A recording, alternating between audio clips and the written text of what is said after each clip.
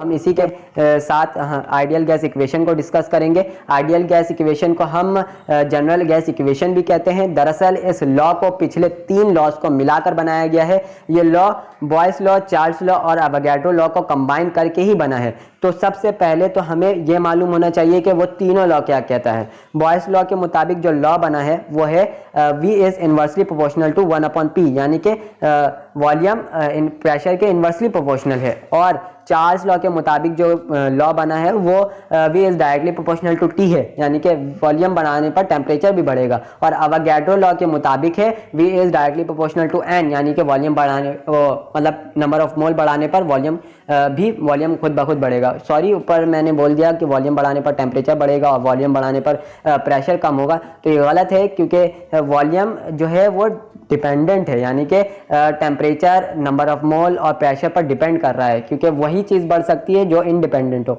यानी कि दूसरा चीज़ डिपेंड कर रहा होता है कि ये बढ़ेगा तो ये खुद ब खुद बढ़ रहा है या कम हो रहा है। तो V जो है तीनों में कॉमन आ रहा है, तो हम लोग एक दफ़ा लिख देंगे। और चूंकि डायरेक्टली प्रोपोर्शनल यानी N और T जो है डायरेक्टली प्रोपोर्शनल है, तो N T हो जाएगा। और प्रेशर सिर्फ इन्वर्सली प्रोपोर्शनल है, इसलिए डिवाइड में प्रेशर आ जाएगा।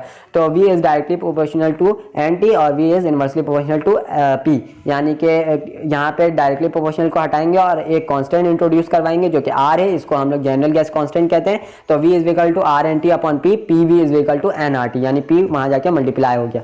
R हमारे पास जनरल गैस कांस्टेंट है, जिसकी STP पर वैल्यू क्या होती है, वो है 0.021 ATM DM³ पर मोल पर के।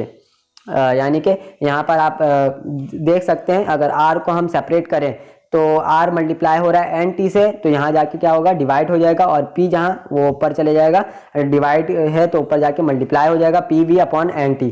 तो PV यानी P जो है वो ATM, V जो है DM³ और पर यानी कि डिवाइड है तो पर मोल यानी N मोल, और T यानी कि K पर के, यानी कि डिवाइड में NT है तो पर मोल पर के हुआ। इसी से हम लोग ये यूनिट को ड्राइव किए हैं।